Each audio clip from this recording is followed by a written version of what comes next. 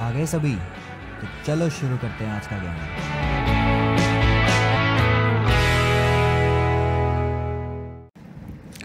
Hello everybody, welcome to another video of online classes at home.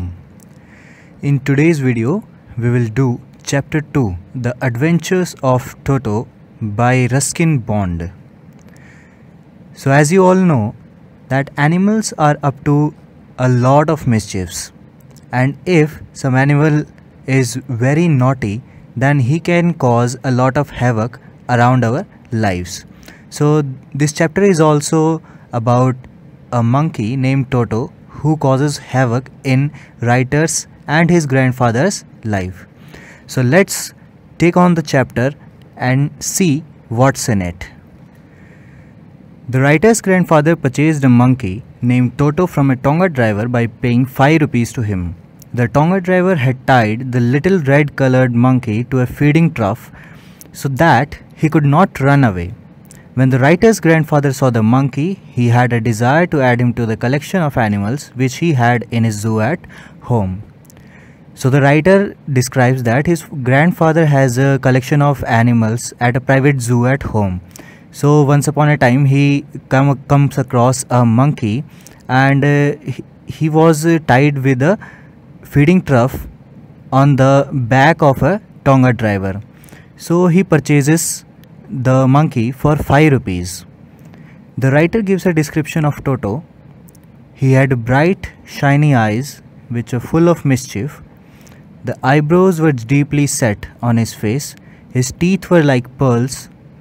So the writer gives a description, and in the description he says that Toto had very bright and very shiny eyes which were full of mischief. His teeth also were like pearls, and they shone like Toto was a very mischievous animal. His eyebrows were also very deeply set on his face. They were very firmly set on his face. Many ladies belonging to the Anglo-Indian community got scared when they saw his teeth which were displayed when he smiled. And Toto जब smile करता था तो वहाँ पर Anglo Indian community के काफ़ी सारी ladies जो हैं वो उससे डर जाती थी. Toto's hands were dry and wrinkled as if they had been dried in the sun like pickled vegetables. Writer एक बहुत ही एप्ट डिस्क्रिप्शन देते हैं कि टोटो के हाथ जो हैं वो इतने ज़्यादा ड्राई और रिंकल्ड थे कि जैसे पिकल्ड वेजिटेबल्स की तरह. Pickled vegetables means vegetables which are in the form of pickle. Pickle means achar. तो इस तरीके के उसके हाथ थे जो जिस तरह से वेजिटेबल होते हैं जब वो पिकल की फॉर्म में होते हैं. He had a long tail. The writer's grandfather thought that the tail added to the good looks of an animal. और राइटर के ग्रैंडफादर को ये लगता था कि कोई भी जानवर जो है उसकी टेल से ही उसके गुड लुक्स डिफाइन किए जाते हैं. Toto's tail was like a third hand for him. It helped him hang from the branch of a tree. He used to lift objects which were beyond his hand's reach.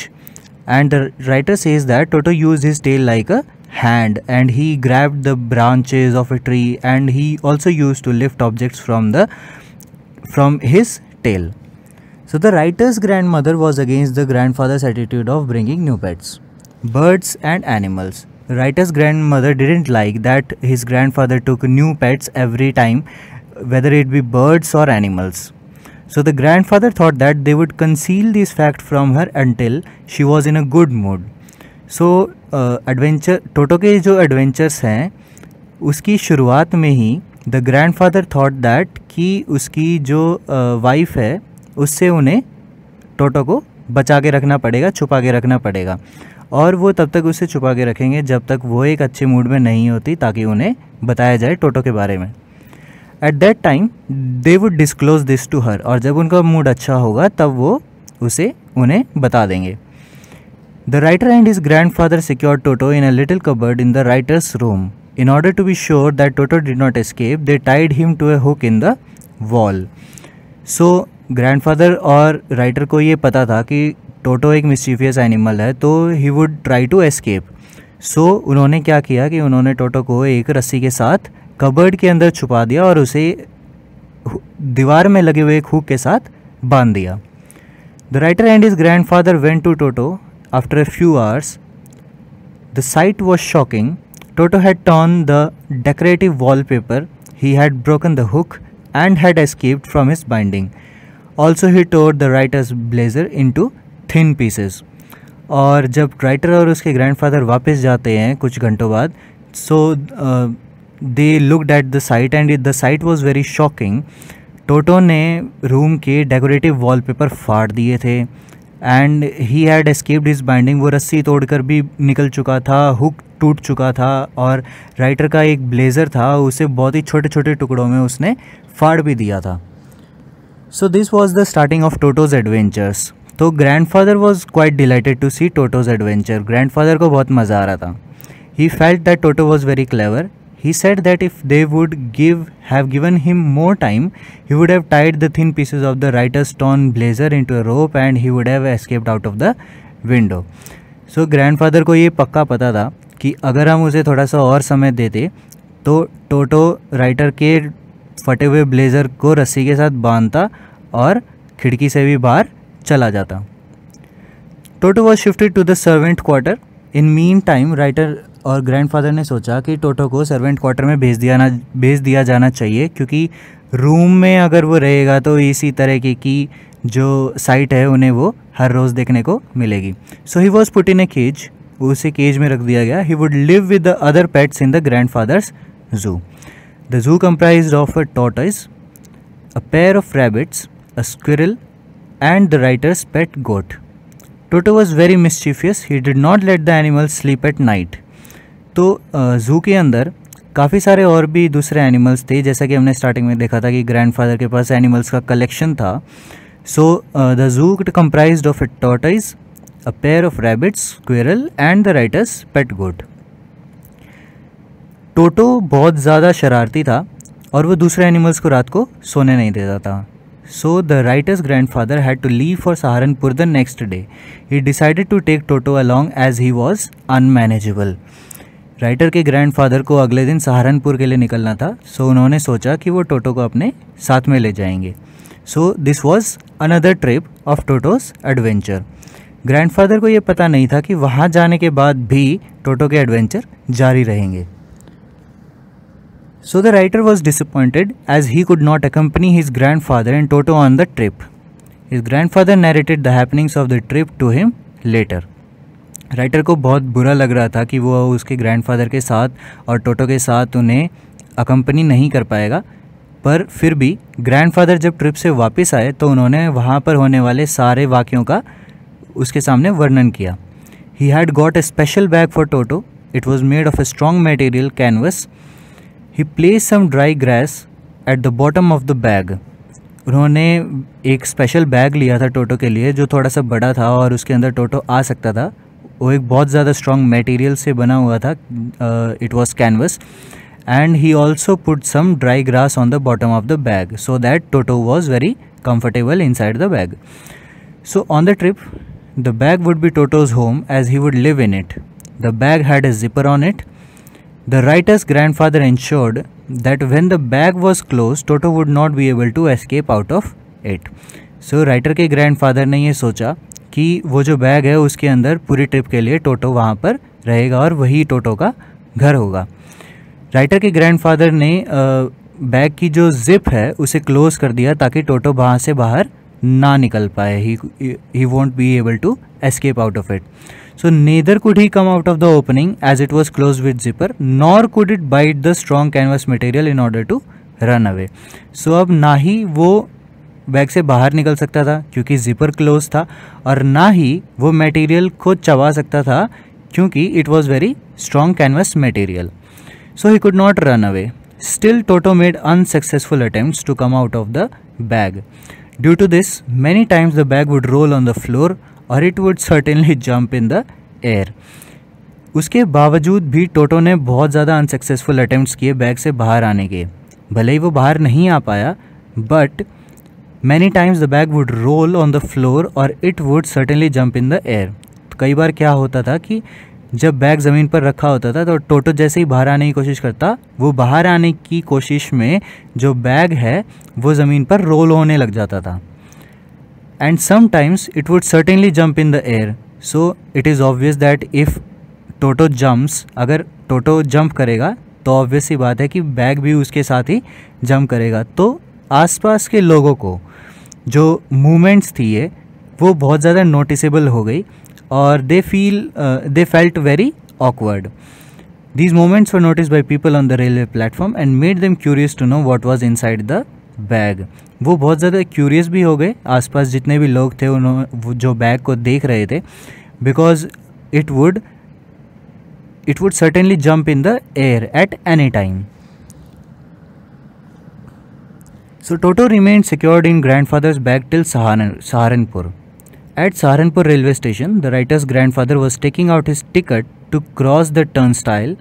At that time, Toto peeked out of the bag and smiled at the ticket collector. अब टोटो सहारनपुर तक तो bag में secured रहा, वो बाहर नहीं आ पाया, लेकिन सहारनपुर रेलवे स्टेशन पर ग्रैंडफादर जब अपनी टिकट निकाल रहे थे, he was going out of the gate, when grandfather was taking out his ticket, so at that time Toto peeked out of the bag and smiled at the ticket collector जो grandfather के पीछे की तरफ खड़ा था. So the ticket collector was astonished to see a monkey in grandfather's bag. Ticket collector को बहुत ज़्यादा अचंभा हुआ बैग में एक मंकी को देखकर. But he recovered quickly and asked grandfather to pay the ticket money for travelling with a dog. अब ये काफ़ी ज़्यादा अजीब था कि टिकट कलेक्टर ने बैग में देखा टोटो को, उसे लग रहा था कि वो एक मंकी है, but he said that grandfather को एक्स्ट्रा रुपए देने पड़ेंगे एक डॉग के साथ ट्रैवल करने के लिए. So now the grandfather was very unsuccessful in explaining to the ticket collector that Toto was a monkey and not a dog. He insisted that Toto was not even an animal with 4 feet. तो आमतौर पर क्या होता है कि अगर आप किसी एनिमल के साथ ट्रेन में ट्रैवल करते हैं तो उसकी टिकट एक्स्ट्रा लगती है, but the ticket would be extra for a 4-legged animal. Okay, so grandfather ने टिकट कलेक्टर को काफ़ी ज़्यादा एक्सप्लेन करने की कोशिश की कि ये एक डॉग नहीं है, ये एक मंकी है and he is very small, he is not even a animal with 4 feet. So he was trying to explain it to the ticket collector, but the ticket collector was firm that Toto fell in the category of dogs. Grandfather had to pay 3 rupees for Toto's ticket. So जब वो उसे ticket collector को मना नहीं पाए और उसे convince नहीं कर पाए तो ग्रैंडफादर को टोटो के टिकट के लिए 3 रुपये देने पड़े. After that grandfather was so disappointed and in order to take revenge from the ticket collector he took out his pet tortoise from his pocket and he asked if he was supposed to buy a ticket for it too. So ये थोड़ा सा humerus है कि grandfather इतने ज़्यादा disappointed हुए ticket collector से, उनसे रिवेंज लेने के लिए, बदला लेने के लिए उन्होंने अपनी पॉकेट से टॉर्टोइज निकाल लिया जो उनका पेट टॉर्टोइज था और उसको दिखाकर उन्हें ताना मारने की तरह पूछने लगे कि वो इसके लिए भी टिकट लें क्या. But the ticket collector took a close look at the tortoise, pushed it slightly and announced that grandfather was not required to buy a ticket for it as it did not fall in the category of a dog. So the ticket collector was like a very foolish guy, बहुत ज़्यादा मूर्ख इंसान था, and he was already attached to the fact that everything was in the category of dog. So उसे यही लग रहा था कि कोई भी एनिमल जो साथ में ट्रैवल करेगा वो डॉग की कैटेगरी में आता है. So he would charge a ticket for any animal for the category of dog, but he pushed the tortoise back and he said that the grandfather was not required to buy a ticket for it. So चलिए ये adventure भी हो गया. उसके बाद eventually the writer's grandmother finally came to know that Toto's presence in the house. She allotted him space in the stable along with the family donkey Nana. On the first night in the stable, grandfather visited Toto. अब धीरे धीरे grand mother को भी पता चल गया कि घर में टोटो रहता है और एक नया मंकी आया है जो ग्रैंडफादर लेके आए हैं. So she was not pissed, but she allotted him space in a stable along with the family donkey Nana. So on the first night in stable, grandfather Toto से मिलने गए. He found Nana restless, pulling its rope in order to stay away from the heap of hay. Grandfather hit Nana on the back in order to stop it. Naina jumped back with a jerk and Toto was dragged along with her. So grandfather जब टोटो से मिलने stable में गए रात को तो उन्होंने देखा कि नैना बहुत ही रेस्टलेस थी and she was pulling its rope and ordered to stay away from the heap of hay. So grandfather ने नैना को हिट किया उसे रोकने के लिए, बट नैना एकदम से उछली और उसके साथ साथ रस्सी के साथ लगे हुए टोटो को उसने अपने साथ घसीट लिया और खींच लिया. So it was very humorous site. In the winter season toto enjoyed having a warm bath. He would pretend to be selfish and before starting his bath, he would check the temperature of the water. He would copy the writer and stepped into the tub 1 foot at a time. तो उस समय writer छोटे थे और winter season के अंदर टोटो warm bath को काफ़ी इंजॉय करता था और वो अपने आप को बहुत ज़्यादा सेल्फिश दिखाता था और बाथ स्टार्ट करने से पहले, नहाने से पहले वो हमेशा पानी का टेम्परेचर चेक करता था. तो वो राइटर को कॉपी करता था. राइटर उस समय छोटे थे तो राइटर क्या करते थे, हमेशा पानी में उतरने से पहले सबसे पहले एक पैर डालते थे, उसका टेम्परेचर चेक करके फिर दूसरा पैर डालते थे. So Toto would try to copy him and do exactly the same as writer did. So finally he would sit in the water with his face out of it. Then he would rub himself with soap. When the water became cold he would run out of it to the stove in the kitchen in order to dry himself. So जब वो पानी में बैठ जाते थे और उसके पानी से बाहर अपना फेस रखते थे, वो अपने आप को सोप से रब करते थे as the writer use to do it. So जब पानी ठंडा हो जाता था वो बाहर निकलते और किचन में चले जाते थे स्टोव के नज़दीक ताकि वहाँ पर वो अपने बॉडी को सुखा सके so that he could dry himself. Toto got annoyed if he was laughed upon. He would get hurt and then refuse to take bath. The writer recollects an incident when Toto had almost boiled himself. So Toto की एक आदत थी कि अगर उसके ऊपर कोई हंसता था तो वो परेशान हो जाता था. He used to get annoyed and he would get hurt then and refuse to take bath. तो जब वो annoyed हो जाता था तो वो नहाने से भी मना कर देता था. At once the writer recollects the incident when Toto almost boiled himself. So in a large kettle, water was boiling on the stove.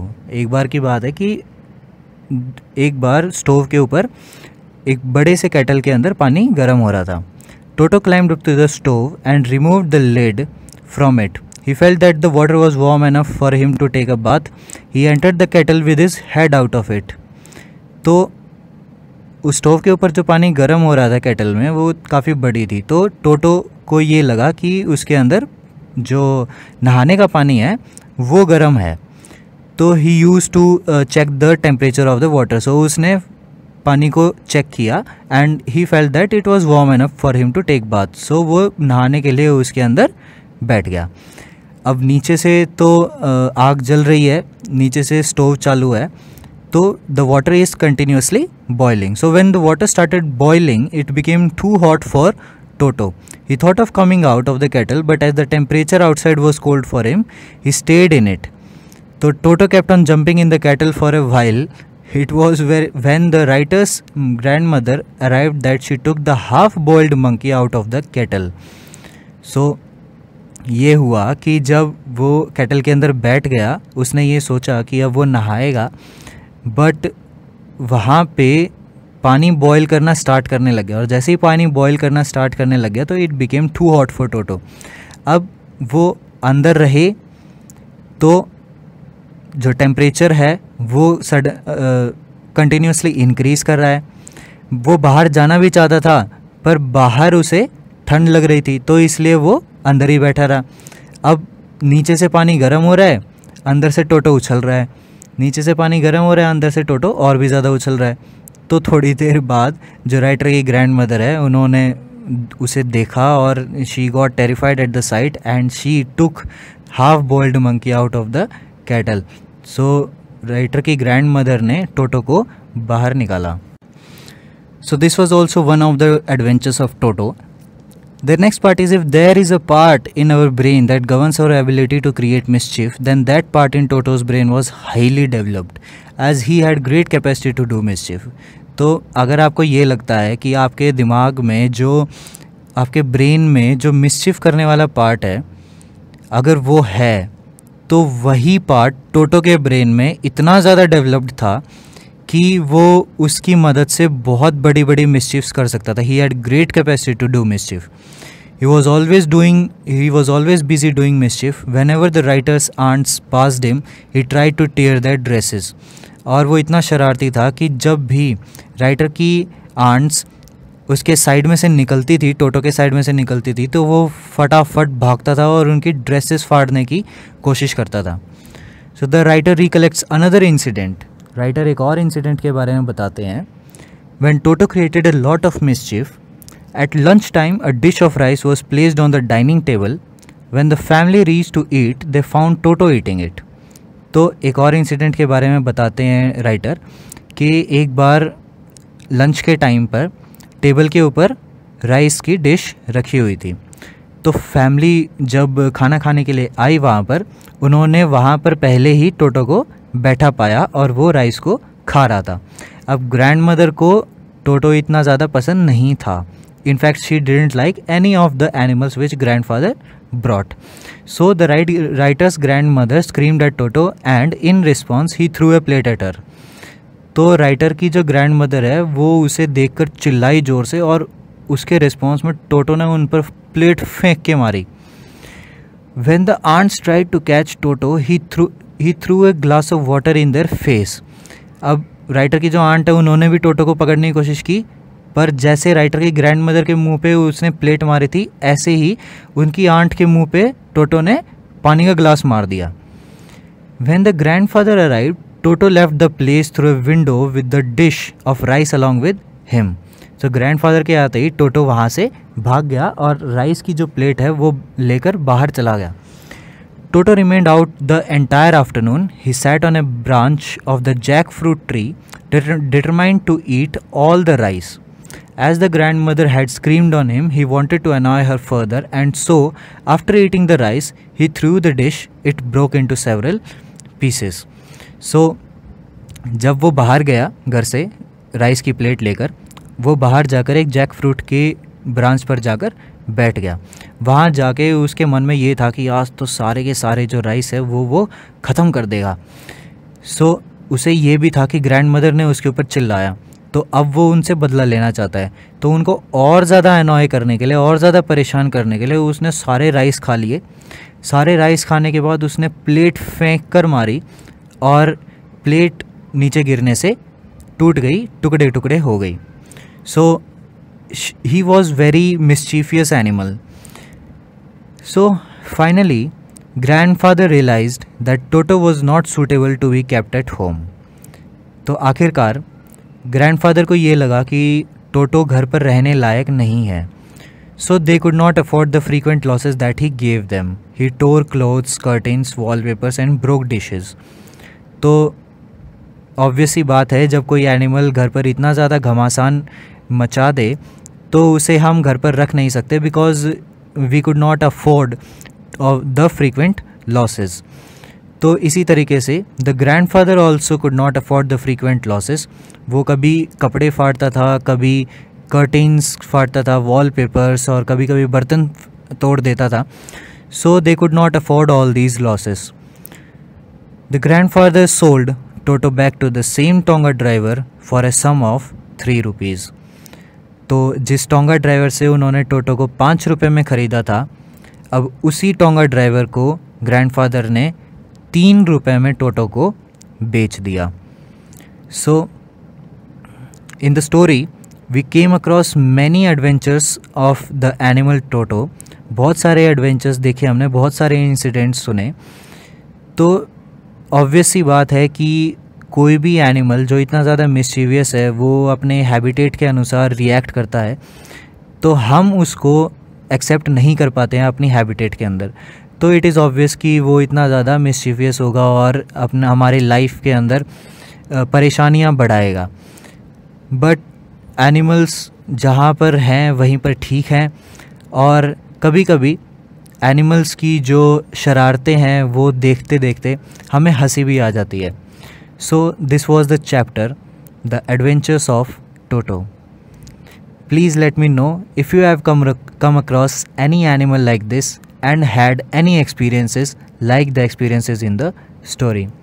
So that's all for today. We will meet in the next video. Till then, be safe, be happy.